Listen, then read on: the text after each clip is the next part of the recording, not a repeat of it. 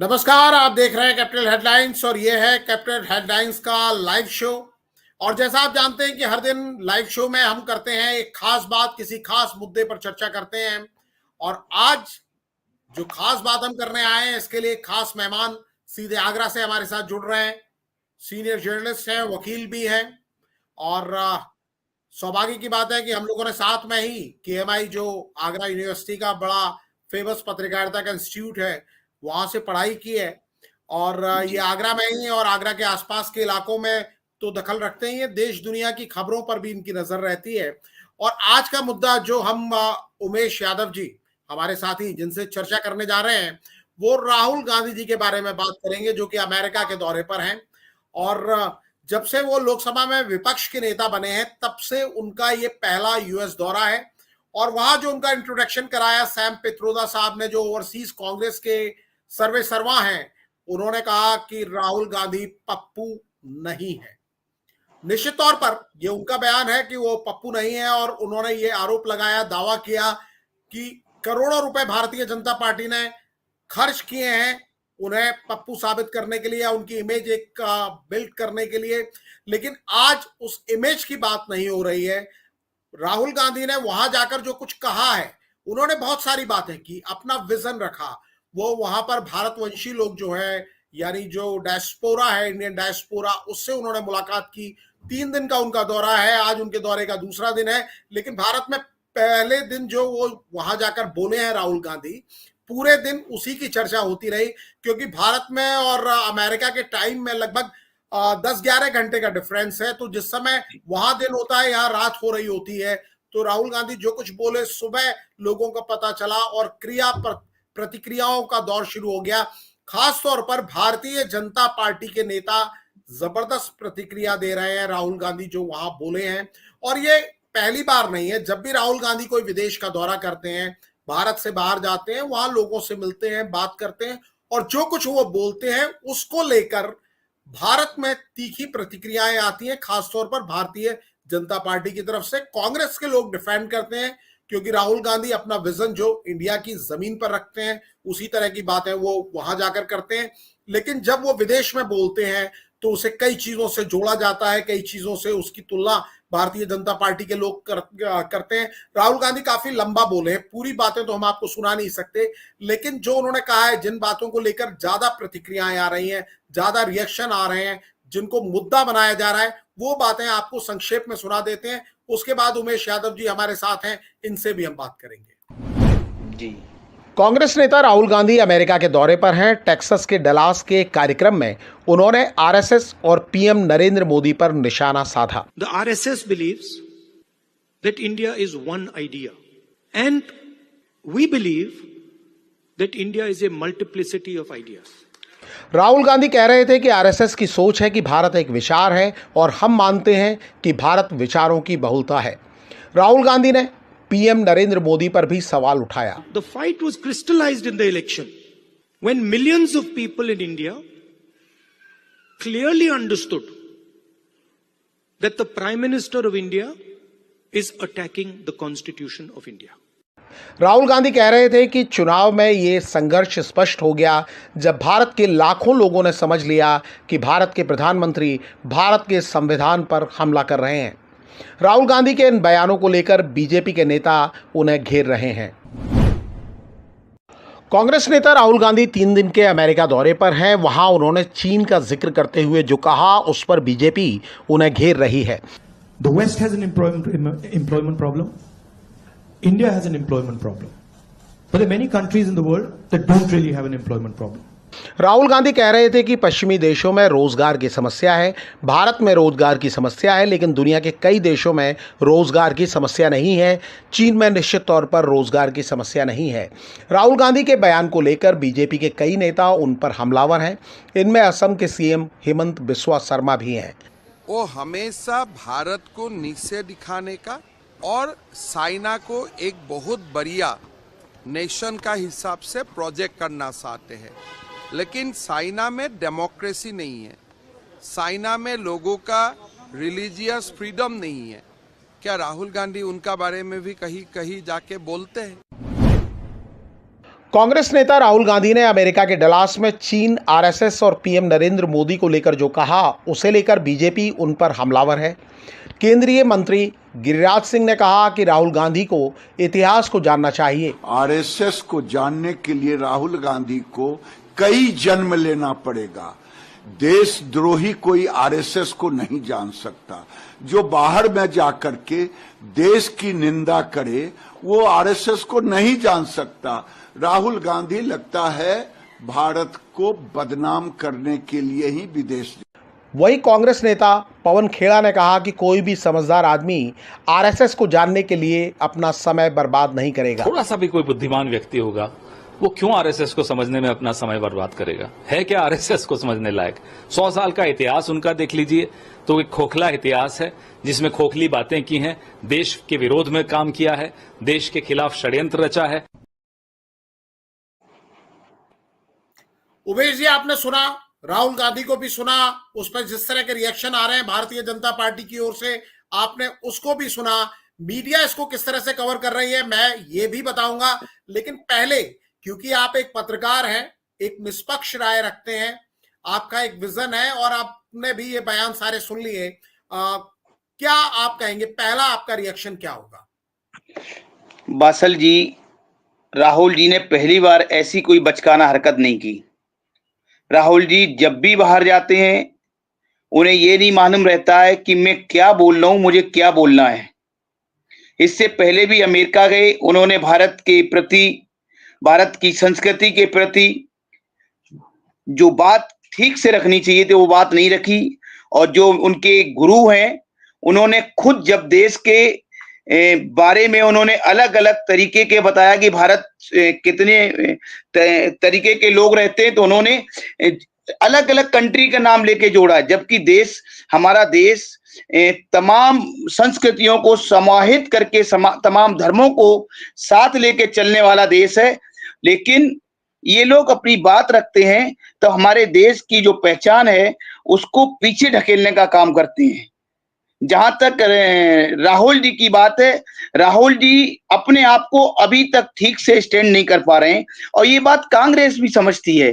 क्योंकि ये परिवारवादी पार्टियां हैं, इन्हें किसी न किसी तरीके से राहुल जी को स्टैंड करना है, पार्टी का मुखिया बनाए रखना है और इनके अलावा इनको कोई ऐसी नहीं मिलता, कोई ऐसा व्यक्तित्व तो नहीं मिल रहा जिसको ये आगे बढ़ा सकें। इससे राहुल की किसी भी प्रकार की बात को ये सही साबित करने के पीछे अड़े रहते हैं और यही कारण है कि कांग्रेस जो पूरे भारत में थी आज बहुत समिट गई है। और ये इस बार ये जब सारे इंडिया गठबंधन बना के 99 पे आके अटक गए, ये कहते हैं कि अमेरिका में जाके और दूसरे में देश में जाके ये चाइना की तारीफ करते हैं और हिंदुस्तान के जो संस्कृति है, हिंदुस्तान के जो युवा हैं उनको पीछे ढकेलने का काम करते हैं। अगर आप यही बात हिंदुस्तान में रहकर कहें, यही बात यहाँ के लोगों में जाकर कहें और यही बात सारे समाज में जाकर कहें, अपनी पार्टी के लोगों के द्वारा मैसेज करें कि बेरोजगारी बढ़ रही है, ये परेशानियां बढ़ रही हैं या देश में जो माहौल है वो खराब हो रहा है, यहाँ ना कह के अपने लोगों के द्वारा ना कहलवा के उसका सामने ना रख के विदेश में जाकर भारत की छवि को धूमिल करना इनकी पुरानी आदत हो गई है। राहुल जी को समझना पड़ेगा, एक बड़ी पार्टी के वो जिम्मेदार पदाधिकारी हैं, मेंबर ऑफ पार्लियामेंट हैं और उनके पीछे पूरी कांग्रेस खड़ी रहती है, उनके परिवार के पीछे पूरी कांग्रेस खड़ी रहती है। इसलिए वो जिम्मेदारी से अपना बात रखें और जो लोग उनकी बात को, जो लोग पार्टी की उनके लोग जो उनकी बात को, गलत बात को भी आगे बढ़ाने का काम करते हैं, उन्हें सोचना पड़ेगा कि गलत तरीके से आप राहुल जी को या किसी भी व्यक्ति को धक्का दे सकते हैं लेकिन स्टैंड नहीं कर सकते। प्रियंका ने भी कहा कि बीजेपी या आरएसएस के लोग उसको पप्पू साबित कर रहे हैं जबकि उन्होंने विदेश में पढ़ा है। यही बात उन्हें राहुल जी ने भी कहा मेंबर ऑफ पार्लियामेंट में कि हमें पप्पू साबित करना चाह रहे हैं। यही बात आज मित्र उनके जो गुरु हैं उन्होंने अमेरिका में कहा कि ये लोग पप्पू साबित करना चाह रहे हैं, जबकि राहुल जी बहुत पढ़े लिखे हैं, उनकी डिग्रियां नहीं देखी। ये आप खुद ही उस बात को क्यों आगे बढ़ा रहे? आप करके दिखाओ ना। लोग क्यों, कोई किसी को पप्पू के पप्पू नहीं हो जाता, लेकिन जब आपके काम है, आपकी बोलचाल है, आपकी जो तरीका है बात रखने का, वो अगर ठीक से नहीं रहे तो आप खूब डिग्रियां दिखाएं, खूब विदेश में पढ़ना बताएं, लेकिन लोग आपको पप्पू कहेंगे। तो इसलिए आप अपनी बात रखने का सोचें कि कौन सी बात किस प्लेटफॉर्म पे कहनी है और किस प्लेटफॉर्म में कहनी नहीं है। आपको जो बात देश में कहनी चाहिए, आप वो बात विदेश में कहते हो, तो इससे देश की छवि धूमिल होती है। आप भले अच्छी बात कह रहे हो, लेकिन जब आप देश के बाहर जाके बोलेंगे, देश की छवि धूमिल करेंगे। चाइना जो हमारा बहुत पुराना हमारा दुश्मन रहा है, चाइना ने जिसने हमारी लाखों वर्ग गज जमीनें घेर रखी है, कब्जा कर रखा है, उसकी आप तारीफ करते हो। उसकी डिप्लोमेसी जो जहां पर प्रजातंत्र नहीं है, वहां एक कम्युनिस्ट राज कर रहा है, उसकी आप तारीफ कर देते हो। जब फ्रीडम नहीं, आप भी कम्युनिस्ट है, कांग्रेस क्या है? कांग्रेस में क्या फ्रीडम है? आप किसको अध्यक्ष बनाना चाह रहे हो? आपने कितने अध्यक्ष बनाए तो उन्हें पावर कितने दी? आपने प्रधानमंत्री बनाया, उसको भी पावर कितने दी? आप बैकडोर से आप चलाते रहे। तो इसीलिए आपकी मानसिकता चीनियों जैसी हो गई, आपकी मानसिकता जो है वो कम्युनिस्टों जैसी हो गई, और आप अपने आप को हमेशा एक ऊंचा व्यक्तित्व दिखाने के लिए, आप हमेशा कांग्रेस का सर्वे सर्वा दिखाने के लिए, आप हमेशा अपने आप को बहुत सही साबित करने के लिए ऐसी बातें करते हो जिस बात का कोई सर पैर नहीं होता है। देश का नौजवान, देश का समझदार व्यक्तित्व, देश के जो पढ़े लिखे लोग हैं, वो लोग शर्मिंदा होते हैं कभी कभी इनके वक्तव्य को सुन के। इसलिए इन्हें तय करना पड़ेगा, और इनके जो लोग हैं उन्हें भी बताना पड़ेगा कि आपको किस प्लेटफॉर्म पे और किस जगह कौन सी बात कहनी है। जी उमेश भाई, लगता है कि आप जो राहुल गांधी के आपने बयान सुने हैं, बड़ी नाराजगी आपके अंदर दिख रही है एक पत्रकार के तौर पर। मेरे ख्याल से आपके अंदर एक आक्रोश शायद उन बयानों को है कि सही जगह नहीं उठाए गए। हालांकि कुछ बातें उन्होंने जो की हैं, जो मुद्दे उन्होंने उठाए हैं, कई लोग उसका समर्थन भी कर रहे हैं। कांग्रेस पार्टी समर्थन कर रही है, जो विपक्ष के बाकी दल हैं वो समर्थन कर रहे हैं, और इसकी मीमांसा एक समीक्षा हो रही है। और एक बात उन्होंने जो कही है कि भारत में कई विचार हैं, और कई विचारों का जो समन्वय है वो भारत है। आरएसएस पर वो लगातार हमला बोलते हैं, भारत के अंदर भी। प्रधानमंत्री नरेंद्र मोदी के ऊपर वो हमला बोलते हैं लगातार, भारत के अंदर भी। और निश्चित तौर पर ये तो एक अंदाजा था, जब वो अमेरिका जाएंगे तो कुछ ना कुछ इस तरह की बातें कहेंगे, क्योंकि वो एक फोरम है, उस फोरम को उन्होंने चुना है, वो आमंत्रित किया गया है उनको। 3 दिन का उनका कार्यक्रम है। कल वो टेक्सास में, डलास में थे, भारत वंशियों के बीच में उन्होंने बात की। और कांग्रेस एक दलील ये भी देती है कि प्रधानमंत्री नरेंद्र मोदी, जो आपने कहा कि विदेश में जाके नहीं कहना चाहिए, तो वो कई एग्जाम्पल देते हैं कि प्रधानमंत्री नरेंद्र मोदी ने भी विदेश में जाकर कई बार इस तरह के बयान दिए हैं, जिससे भारत का जो सम्मान है उस पर सवाल खड़े हुए हैं। लेकिन आपने सैम पित्रोदा की बात की, जिनको आप बार बार राहुल गांधी का गुरु बता रहे हैं, और ये कह रहे हैं कि जो उन्होंने बयान दिया था साउथ इंडियंस को लेके या बाकी लोगों को लेकर और दूसरे देशों से तुलना की थी, तो उसके लिए उनको माफी मांगनी पड़ी थी, उनको हटाया गया था। और उसके बाद जब इलेक्शन में रिजल्ट आ गए, उसके बाद दोबारा उनको जिम्मेदारी दी गई। तो आपका गुस्सा इस बात पर भी है कि सैम पित्रोदा साहब वहां जिस तरह से भारत को प्रेजेंट कर रहे हैं। उमेश यादव जी, नहीं सही कहना। जब उन्होंने हमारे जो दक्षिण के लोगों हैं उनको अफ्रीकन से तुलना की, हमारे जो असम और मेघालय के लोग हैं उनका चाइनीज से तुलना की, और ऐसे ही तमाम जगह के लोगों को उन्होंने और अलग अलग कंट्री, तो उन्होंने माफी मांग ली, उनको पद से भी हटा दिया गया था, और चुनाव के बाद दोबारा वो आए हैं, दोबारा उनको फिर इनाम दे दिया गया। ये भी तो गलत है ना। अब आप कहते हैं संविधान, आपने जाकर संविधान खतरे में, इनसे कहिए जब देश में इन्होंने जब इमरजेंसी लागू की थी, तमाम देश के जो नेता थे उनको जेल में डाला, कांग्रेस क्या उसके लिए माफी मांगेगी? क्या उस समय संविधान खतरे में नहीं था? तो आप जो बात कहते हैं उसके पीछे आप खुद भी तो सोचें।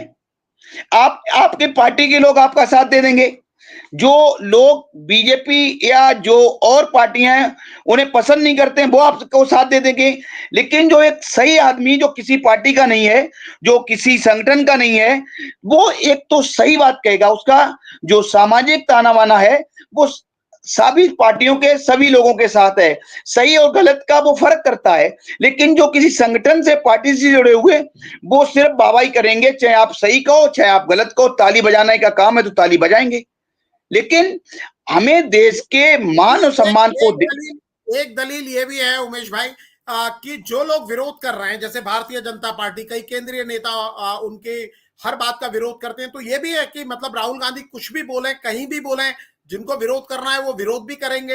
एक दलील इसके अब एक तर्क ये भी दिया जाता है।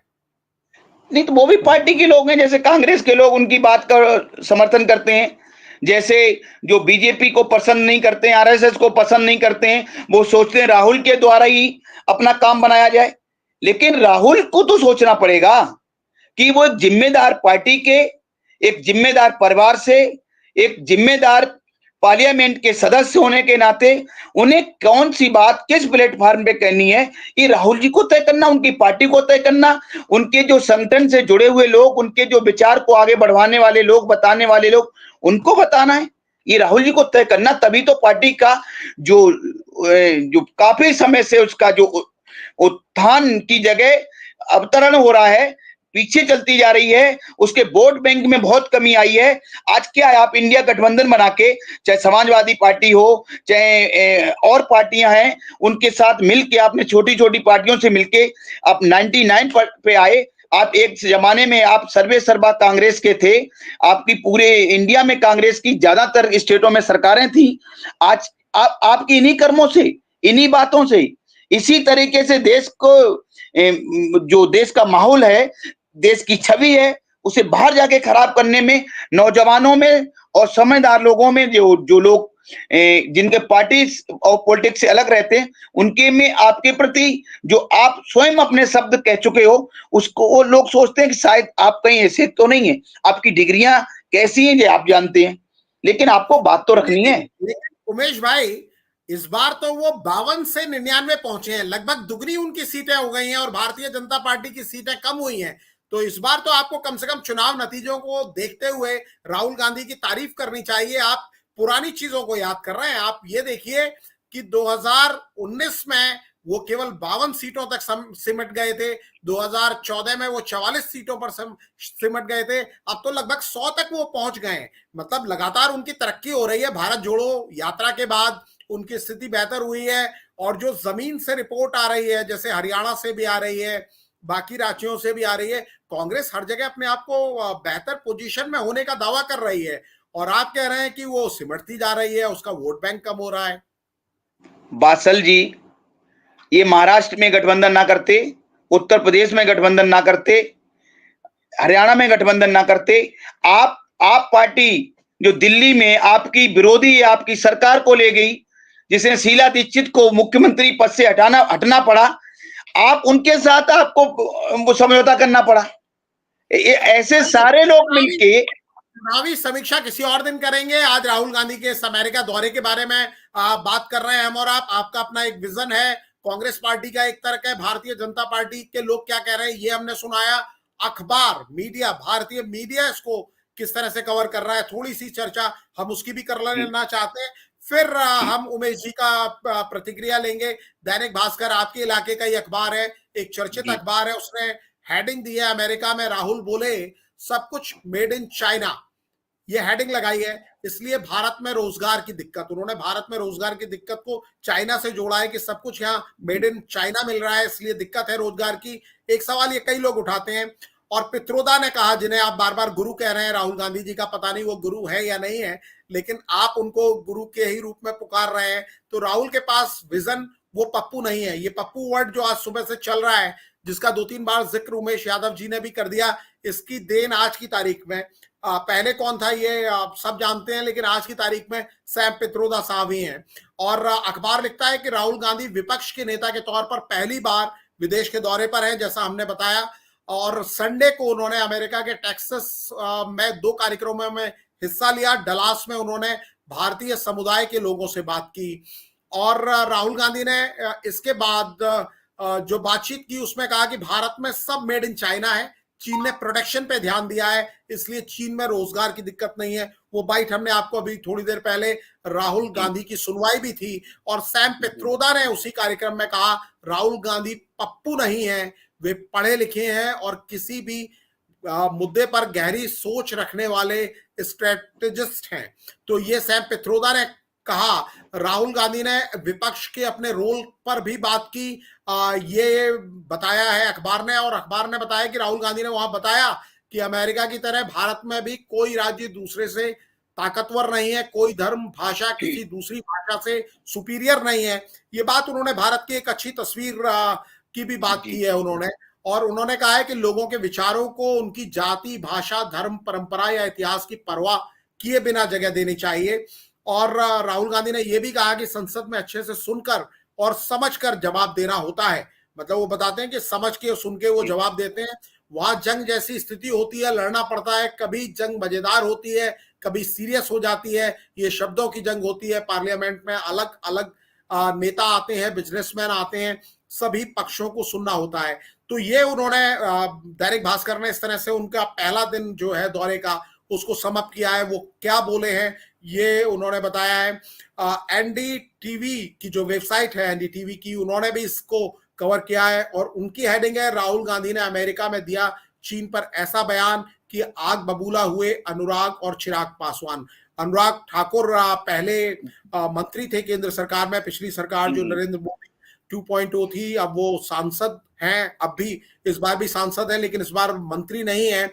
लेकिन पिछला लोकसभा का जो सेशन था, एक बड़ी तीखी बहस अनुराग ठाकुर के और राहुल गांधी के बीच में देखी गई थी। जब जाति के मुद्दे पर सवाल पूछा था अनुराग ठाकुर ने और एक विवाद हो गया था, उस समय अखिलेश यादव खुद खड़े हुए थे राहुल गांधी की मदद के लिए। और अनुराग सिंह ठाकुर कहते हैं कि उन्हें लगता है कि शायद कुछ लोगों को पढ़ने लिखने की आदत कम है, वो अपने समय के आंकड़े देख लें कि एनडीए के समय के जो आंकड़े थे और उस समय के जो आंकड़े थे उनमें बड़ा अंतर है। हमने बेरोजगारी की दर को बहुत कम किया है। चाइना वाला जो उनका बयान था उसको लेकर अनुराग सिंह ठाकुर ने घेरा है। और अनुराग सिंह ठाकुर ने कहा है दुनिया का जो विश्वास भारत पर बना है उससे हजारों लाख करोड़ों का निवेश भारत में आ रहा है। अनुराग सिंह ठाकुर और राहुल गांधी के बीच पहले भी बहस होती रही है और उन्होंने डिफेंड किया है अपनी सरकार को बेरोजगारी के मोर्चे पर, जिस तरह का क्वेश्चन उठाया राहुल गांधी ने। और चिराग पासवान कहते हैं कि विदेश में देश की बुराई करना राहुल गांधी की आदत है। जिस तरह की बात दूसरे भी नेता कर रहे हैं, एनडीए के मेंबर है चिराग पासवान भी, लोक जनशक्ति उनकी पार्टी है और केंद्र सरकार में मंत्री भी हैं। और आज तक ने भी इसी पर एक प्रोग्राम किया था। राहुल गांधी का विदेश में दिया बयान क्या वाकई देश को बदनाम करने की कोशिश है, उन्होंने ये सवाल उठाया, जिसमें बीजेपी और कांग्रेस के लोगों से बात की। इसके बाद अगर नेटवर्क 18 की बात करें तो राहुल गांधी के बयान को लेकर ही उन्होंने हेडलाइन बनाई है, चीन में नहीं है बेरोजगारी और अमेरिका में लोकतंत्र बम बम। राहुल की बात में कितना दम, उन्होंने ये जानने की कोशिश की है। और इसी तरह नवभारत टाइम्स ने लिखा है कि अमेरिका में भी आरएसएस पर हमला, संघ को लेकर राहुल गांधी के दावों में कितनी सच्चाई है। राहुल गांधी ने जो आरएसएस को लेकर कहा है उस पर भी कई लोग सवाल उठा रहे हैं। केंद्रीय मंत्री गिरिराज सिंह का बयान हमने सुनवाया, बाकी दूसरे लोग भी। आरएसएस ने हालांकि कोई रिमार्क नहीं दिया है, कोई प्रतिक्रिया आरएसएस की नहीं आई है, लेकिन भारतीय जनता पार्टी के बहुत सारे नेता ऐसे हैं जो आरएसएस की बैकग्राउंड से आते हैं और वो इस पर जरूर सवाल उठा रहे हैं। और नवभारत टाइम्स लिखता है कि राहुल गांधी आरएसएस पर उन्होंने हमला किया है अमेरिका में, उन्होंने आरएसएस की विचारधारा को संकुचित और एक पक्षीय बताया है। उन्होंने इस बात की आलोचना की है कि आरएसएस भारत को एक विचार मानता है। राहुल कहते हैं कि भारत एक विचार नहीं बल्कि कई विचारों का सम्मिलन है। ये हमने वो बयान सुनवाया भी। उन्होंने कहा कि आरएसएस का मानना है कि भारत एक विचार है, हमारा मानना है कि किसी को सपने देखने की इजाजत मिले, बिना किसी की परवाह के, बिना उसका धर्म और रंग देखे मौका मिले। वो आरएसएस पर लगातार हमले करते रहे हैं। इसी बात को अखबार ने लिखा है और उसकी तुलना की है कि बाकी चीजें क्या हैं। आरएसएस स्वयं को सामाजिक संस्था बताता है। आरएसएस के स्वयंसेवक आपदा के वक्त प्रभावित इलाकों में जाते हैं, राहत कार्यों में हिस्सा लेते हैं, ये अखबार ने लिखा है। और बताया कि आरएसएस क्या क्या करता है। आरएसएस के विभिन्न प्रभाग शिक्षा, समाज सेवा जैसे मानवतावादी कार्यों में बढ़ चढ़कर हिस्सा लेते हैं। इतना ही नहीं, युद्ध के वक्त भी आरएसएस भारत और भारतीयों की सेवा में अपनी भूमिका ढूंढता है और उसे निभाता है। कई बड़े लोगों ने आरएसएस की भारत भक्ति की प्रशंसा की है और इंदिरा गांधी ने तो उन्हें मौका दिया था कि वो जो गणतंत्र दिवस की परेड होती है उसमें अपनी झांकी निकालें।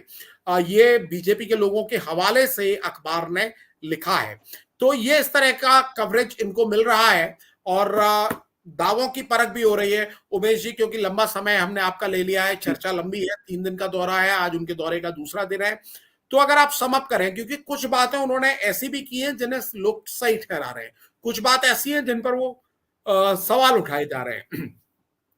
आपकी नजर में आपने जो कहा कि वो सही बातें भी कहते हैं तो गलत प्लेटफॉर्म चुन लेते हैं, मतलब आपको ऐसा लगता है? हालांकि इसमें भी कई लोग तर्क देते हैं कि ये आज वैश्वीकरण के दौर में, इंटरनेट के दौर में दुनिया बड़ी ग्लोबल हो गई है। अगर आप इंडिया में बैठ के भी कोई बात कहते हैं तो दुनिया में गूंज रहती है। लेकिन दूसरी तरफ लोग ये कहते हैं कि जब आप विदेश में जाके बोलते हैं तो आपको एक देश का रिप्रेजेंटेटिव माना जाता है, और खासतौर पर आप लोकसभा में विपक्ष के नेता हैं और अटल बिहारी वाजपेयी साहब का, जो भारत के प्रधानमंत्री भी रहे और उससे पहले वो लोकसभा में विपक्ष के नेता रहे, जब उन्होंने यूएन में जाकर भारत को रिप्रेजेंट किया था, तब के प्रधानमंत्री नरसिंह राव साहब के कहने पर पाकिस्तान को लेकर एक मामला था जिसमें गए थे अटल जी और बड़ी मजबूती से भारत का पक्ष रखा था। लोकसभा में खुद जिक्र किया था अटल जी ने और यह भी कहा था कि तमाम दुनिया के देश बड़े हैरान परेशान हो गए थे, पाकिस्तान भी परेशान हो गया था कि किस तरीके से एक विपक्ष का नेता आता है और अपनी सरकार को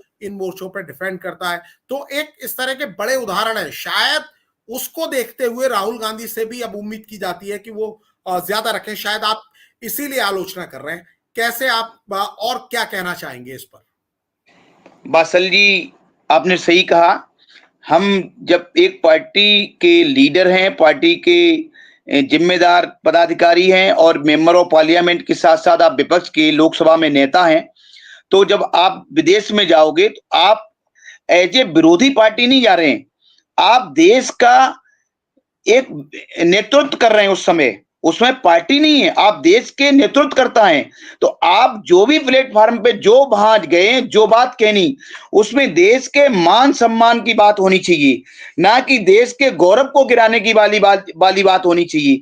जहां तक आपका काम है कि चाइना में बेरोजगारी नहीं है, मेड इन चाइना चल रहा है, तो अब अगर जाए पीछे जाएं तो मेड इन चाइना चलाया किसने?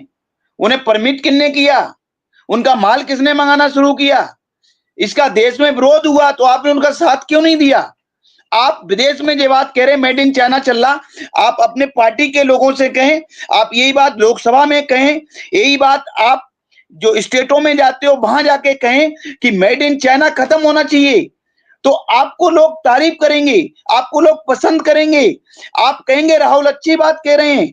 और आप जो बात जी जी उमेश जी, बस एक आखिरी मैं आपसे सवाल पूछना चाहता हूं आज की चर्चा को खत्म करने के पहले। राहुल गांधी लंबे समय से भारतीय जनता पार्टी के लिए, उनकी नीतियों पे सवाल उठा रहे हैं, आरएसएस के लिए लगभग ऐसी बात कर रहे हैं, और जब से भारत जोड़ो यात्रा पर वो निकले हैं उसके बाद से उनकी पॉपुलैरिटी का ग्राफ बढ़ा है। ये भी उसका एक कारण हो सकता है कि भारतीय जनता पार्टी के खिलाफ कई राज्यों में, क्योंकि कई राज्यों और केंद्र सरकार में लगातार सरकार बनी हुई है, तो एक एंटी इनकम्बेंसी फैक्टर भी होता है। आप जमीन पर रहते हैं, आप भी पत्रकार हैं, वकील भी हैं, दोहरी भूमिका में रहते हैं, तो आप जानते हैं कि जो स्थानीय नेता हैं भारतीय जनता पार्टी के, धीमे धीमे उनके खिलाफ एक नाराजगी बननी शुरू हो गई है। और उत्तर प्रदेश उसका एग्जाम्पल है, जहां भारतीय जनता पार्टी पहले जिसके पास 71 सीटें थी, फिर 62 थी, इस बार 33 रह गई, तो वो असर नजर आता है। कांग्रेस की सीटें पहले 2 थी, फिर 1 रही, इस बार 6 हो गई, और समाजवादी पार्टी ने तो रिकॉर्ड तोड़ 37 सीटें हासिल की है। तो कहीं ना कहीं भारतीय जनता पार्टी के खिलाफ एक माहौल है। और वहीं लोकसभा चुनाव के बाद एक सर्वे आता है और यह दिखाया जाता है कि उस सर्वे में जो पॉपुलैरिटी है राहुल गांधी की, वो प्रधानमंत्री नरेंद्र मोदी से भी ज्यादा है। और एक जिम्मेदार चैनल ने उस सर्वे को दिखाया भी, और एक ऑथेंटिक एजेंसी ने किया। किन लोगों से बात की, कैसे लोगों के पास सर्वे करने वाले गए, इसकी मुझे जानकारी कम से कम नहीं है, लेकिन वो सर्वे की चर्चा बहुत हुई और इतना लोग मान रहे हैं अलग अलग सर्वे में भी कि राहुल गांधी की पॉपुलैरिटी लगातार बढ़ रही है और वो लगातार इस तरह की बातें भी कर रहे हैं। तो कहीं ना कहीं क्या आपको ऐसा लगता है कि वो अपना ट्रैक इसलिए भी नहीं बदल रहे हैं कि इसी से उनका जो ट्रैक रिकॉर्ड है वो बढ़ रहा है और उनकी स्वीकार्यता ज्यादा हो रही है? क्योंकि पहले विपक्ष में उनके मुकाबले कई नेता थे, लेकिन आज की तारीख में इंडिया ब्लॉक में जब से नीतीश कुमार, जिन्होंने इंडिया ब्लॉक को बनाया था, अलग हुए, राहुल गांधी के मुकाबले का कोई बड़ा नेता नहीं है। बल्कि कई बार ये भी देखने में आता है कि अखिलेश यादव, जिनकी नजर 2027 में उत्तर प्रदेश के चुनाव पर है, वो भी राहुल गांधी को आगे करके चल रहे हैं। आम आदमी पार्टी, जिसका आपने जिक्र किया, अरविंद केजरीवाल भी और उनकी पार्टी भी कहीं ना कहीं राहुल गांधी को फेस मान रही है। ममता बनर्जी मुश्किल में घिरी हुई हैं, इसलिए ज्यादा ध्यान वो राहुल गांधी पर नहीं है उनका। लेकिन महाराष्ट्र में भी अगर आप देखते हैं तो वहां भी राहुल गांधी की स्वीकार्यता बढ़ रही है। तो क्या राहुल गांधी ग्लोबल प्लेटफॉर्म पर यह सब बोलकर और ये बताकर कि आरएसएस और बीजेपी को कोई अगर चुनौती आज की तारीख में दे सकता है तो वो राहुल गांधी और कांग्रेस दे सकती है? क्या ये मैसेजिंग का एक नजरिया ये भी है? क्या इसीलिए वो इस तरह की बातें करते हैं, जहां वो बार बार आरएसएस को जिक्र करते हैं, जहां नरेंद्र मोदी सरकार की नीतियों को क्वेश्चन करते हैं, चाहे वो घर का प्लेटफॉर्म और विदेश में जाकर भी उनके कमोबेश, क्योंकि पिछले कई दौरों की आप बात कर लीजिए, और भारतीय जनता पार्टी भी क्या केवल उनके मुद्दों को जो वो बोलते हैं उसे ज्यादा तूल दे देती है, जिससे और इसकी चर्चाएं होती हैं? कैसे आप देखते हैं? बासल जी, जहां तक राहुल की जो उनकी जो इमेज है बढ़ रही है, पॉपुलैरिटी बढ़ रही है, तो उसमें जो छोटी-छोटी पार्टियां हैं, जो स्टेट वाली पार्टियां हैं, उनको सेंटर पे एक लीडर की जरूरत है। और वो चाहते हैं किसी न किसी तरीके से जो भारतीय जनता पार्टी, जो गैर उनके पार्टी के लीडर हैं, उनके गैर पार्टी के मुख्यमंत्री हैं, जिस तरीके से उन पर दबाव बना रही है, उन पर प्रेशर बना रही है, उस प्रेशर खत्म करने के लिए उस सेंटर में उन्हें एक ताकतवर व्यक्ति की जरूरत है। तो उन्हें इस समय राहुल के अलावा कोई दूसरा दिखाई नहीं दे रहा है। इस वजह से सही बात को भी और वो उसको अप्रोच करते हैं, उसको सपोर्ट करते हैं, गलत बात को भी वो सपोर्ट करते हैं। हो सकता है इसलिए पॉपुलैरिटी बढ़ रही हो, लेकिन कुल मिला के जो राहुल जी का तरीका है, राहुल जी को जिस तरीके की राजनीति करनी चाहिए, राहुल जी को जिस तरीके की अपनी इमेज बनानी चाहिए, वो इमेज बनाने में सही मायने में फेल हैं, और सही मायने में उनके जो पीछे खड़े लोग हैं, उनकी गलत बात को ही बढ़ावा दे रहे हैं। उन्हें जिनकी जहां तक उनकी इमेज की बात है, राहुल जी को अभी बहुत कुछ बदलना पड़ेगा। राहुल जी को कुछ सोचना पड़ेगा। अच्छा चलो, मैं दूसरी बात कहता हूं, राहुल जी अगर पप्पू की छवि से बाहर आ गए तो उनको सफाई क्यों देनी पड़ रही है? किसी समझदार व्यक्ति को, किसी अच्छे व्यक्ति को, किसी अच्छे लीडर को क्या पप्पू के बारे में सफाई देनी पड़ेगी? क्या उनकी बहन प्रियंका गांधी सफाई देंगी? खुद पार्लियामेंट में सफाई दे रहे हैं। अभी आपने कहा सैम पित्रोदा जी ने खुद ये शब्द अमेरिका में जाके कहा। तो इससे आम आदमी समझता है, जो पार्टी से बेहतर है, वो समझता है कि आपको ये बार बार सफाइयां क्यों देनी पड़ती हैं। जब किसी का बच्चा बिगड़ गया हो तो वो बाहर जाके ये नहीं कहता कि मेरा बच्चा ऐसा है, वो बराबर सफाई देने का काम करता है। नहीं ऐसा नहीं, वो तो बहुत इंटेलिजेंट है, वो तो बहुत समझदार है। तो ये इन्हें समझना पड़ेगा। इन बातों को हम लोग चर्चा कर रहे हैं, बाकी लोग भी समझ रहे हैं। जी बिल्कुल।